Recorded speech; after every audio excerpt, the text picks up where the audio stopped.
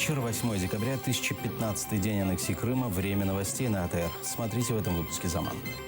Правозащитника Эмир Усейна Куку отвезли в сумасшедший дом.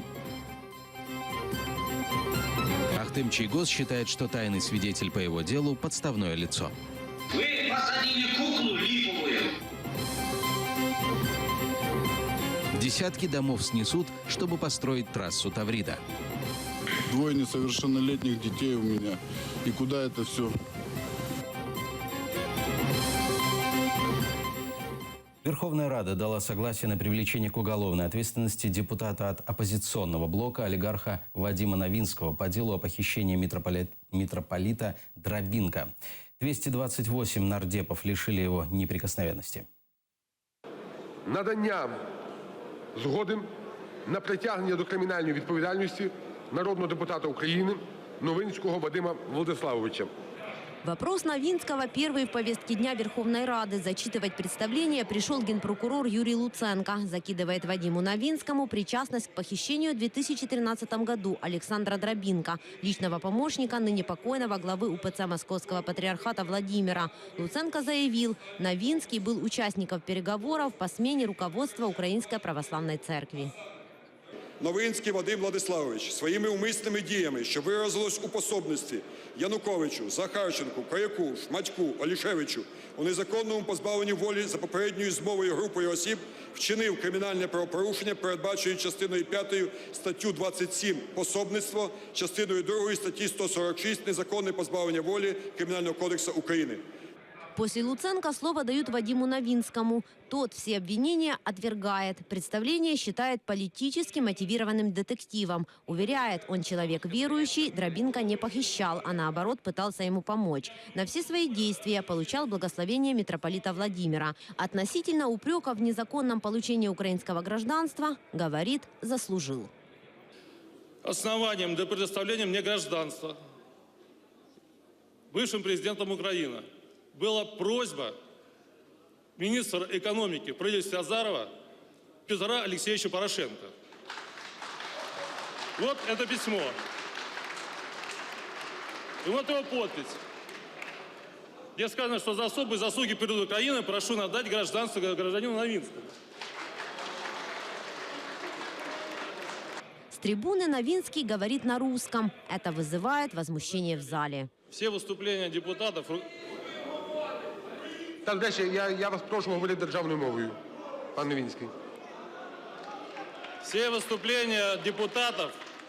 После обсуждения переходит к голосованию. Согласие на привлечение к уголовной ответственности дают все фракции, кроме оппозиционного блока. За 228 депутатов. Рішення прийняте.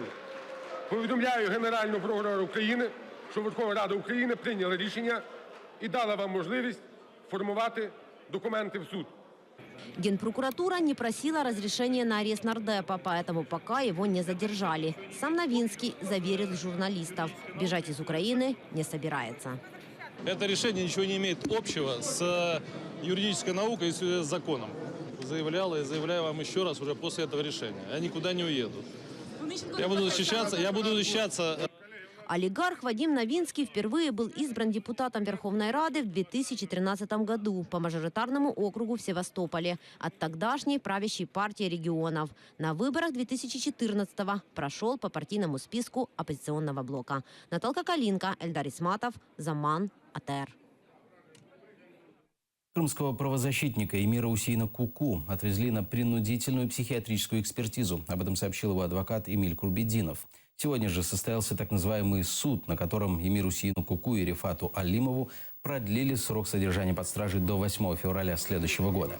Эмир Усейна Куку вместе с Муслимом Алиевым, Вадимом Сируком и Энвером Бекировым арестовали в феврале этого года. Всех их обвиняют в участии в запрещенной в России организации Хизбут Тахрир. Подсудимых увезли в сумасшедший дом для принудительного прохождения экспертизы. Во время бесед врачи ставили вопросы, касающиеся уголовного дела. Также задавали провокационные вопросы на религиозную тематику. И сегодня проходило продление его ареста. В этот же день его и вывезли. То есть, таким образом, они даже лишили его возможности присутствует на судебном заседании, где проходило его управление. Это инструмент такого, знаете, наказания и определенного давления, возвращения к карательной медицине. Заключенный в Крыму Ахтем Чийгоз считает, что тайный свидетель по его делу – подставное лицо. Об этом зампредседателя Меджлиса заявил во время 53-го заседания так называемого оккупационного суда Крыма. Тайный свидетель, которого допрашивали 2 дня, рассказал, что был членом президиума Меджлиса. Между вопросом и ответом всегда были паузы. Тайный свидетель во время допроса находится в закрытой комнате. Никто из участников судебного процесса не знает лица этого человека. Связь осуществляется через аудиоустройство, а голос свидетеля искажают. Ахтема Чийгоза судят по обвинению в организации массовых беспорядков 26 февраля 2014 под стенами Верховной Рады Крыма. Вы посадили куклу липовую. Он не является ни членом Меджлиса, ни членом президиума. И вообще, мне кажется, это следователь со следственного управления сидит.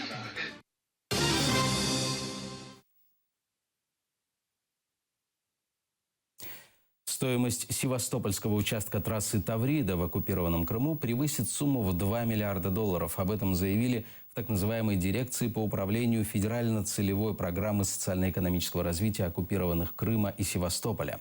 Ранее на строительство закладывали 85 миллиардов рублей, но сейчас трассу оценивают в 139 миллиардов рублей. На сегодняшний день строительство находится в стадии проектирования. Эта трасса должна стать крупнейшим и высокопропускным транспортным коридором оккупированного Крыма. Ранее СМИ сообщали, что для ее строительства придется снести несколько десятков домов в разных районах полуострова. Вот мы тут живем. Здесь и должна, уже снимали наш дом. 4 хозяина здесь. В каждом доме почти, вот нас 4 человека. Будут сносить дом. Что нам дадут? Неизвестно ж, правда? А нам жить где-то надо. У нас и огород есть, у нас все есть. Дело ж не в нас. Что захотят, то и сделают. И на старости лет придется чем дышать. Это ж понятно, какая тут будет трасса и сколько будет транспорта. Все люди плохо относятся. С кем я не разговаривала. Одни радуются, что сносят, а другие плачут, что не сносят. Говорят, мы так надеялись, потому что дом старый, дом течет, а средств нет. 2 несовершеннолетних детей у меня. И куда это все? Хотя говорят, что никто вас спрашивать не будет, и будем... Это федеральная трасса. Люди, которые здесь собирались в субботу, они все говорят, ну как так, мы положили жизнь на это. Сколько денег это, там ветхое жилье, и их не хотят сносить. Ну как отреагировали? Вот представьте себе, ну как можно отреагировать? Ну вот представьте себе, вначале не спали, 4 месяца мы не спали. Открытки со Сталиным распространяют в оккупированном Крыму. На улицах Симферополя раздают буклеты, посвященные 80-летию Конституции СССР. Под портретом советского диктатора вопрос провокационного характера. Крымчан призывают задуматься о том, как им живется при капитализме.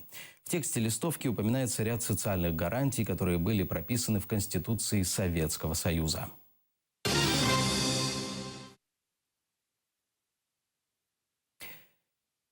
Генеральный секретарь НАТО Йенс Столтенберг призвал международное сообщество продолжать введение санкций против России. Такое заявление он сделал во время заседания ОБСЕ.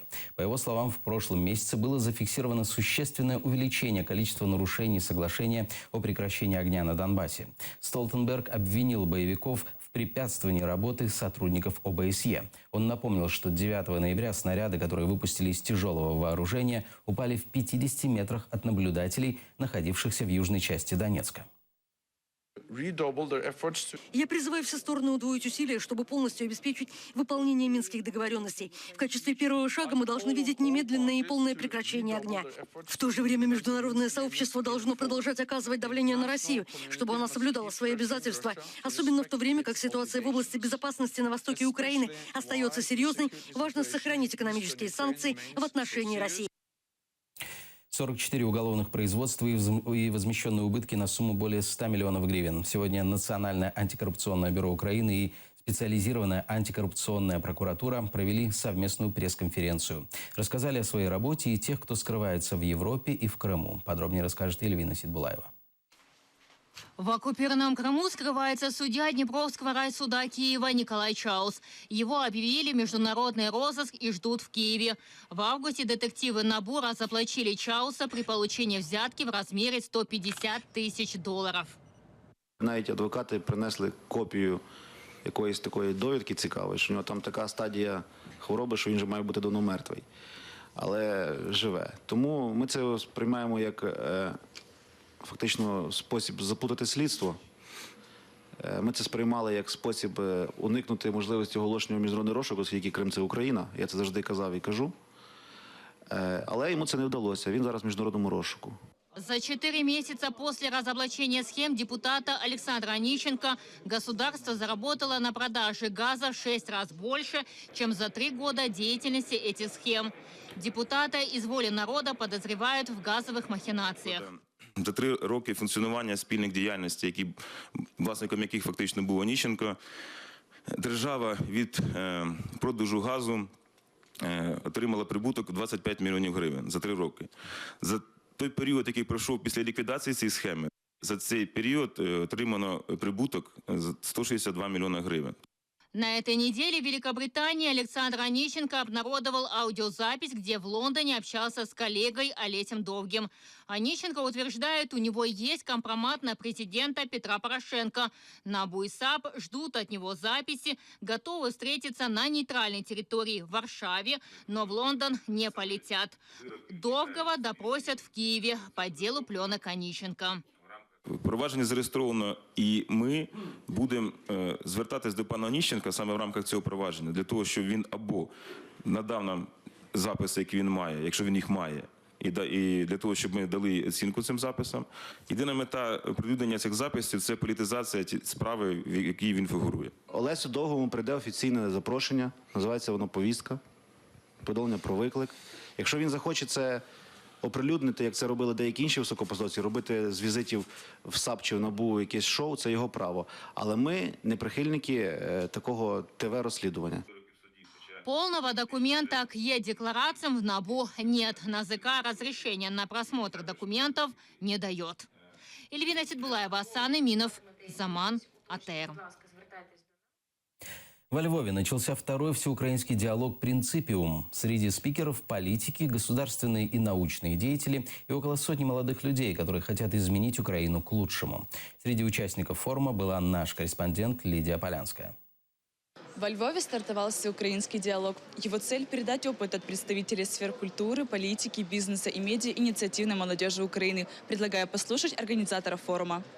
Для нас було важливо, ми розуміли, що у нас є брак комунікації між середовищами. Україна, яка після Майдану вибухнула волонтерським рухом, громадським рухом, у нас є у нас є десятки громадських організацій, всі вони розбудовують демократичну Україну. Ідея полягала в тому, що треба було створити громадську організацію, яка виступила провайдером. Тому що, власне, в діалозі може зародитися щось інше, а особливо на перехресті.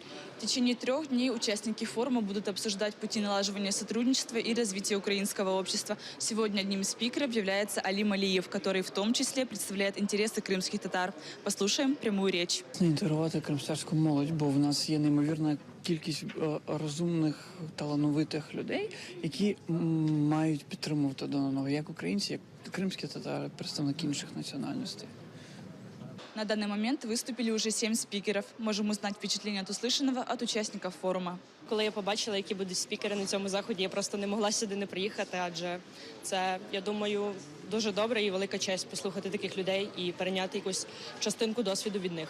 Від таких заходів я більше беру натхнення, тому що коли перед тобою виступають такі спікери і вони розказують такі ідеї, це дуже розвиваюче, перш за все, тебе. Больше информации о всеукраинском диалоге в следующих выпусках «Заман». Специально со Львова Лидия Полянская, Эдем Сидалиев, «Заман», АТР. На этом пока все. Хорошего вечера. Будьте с нами.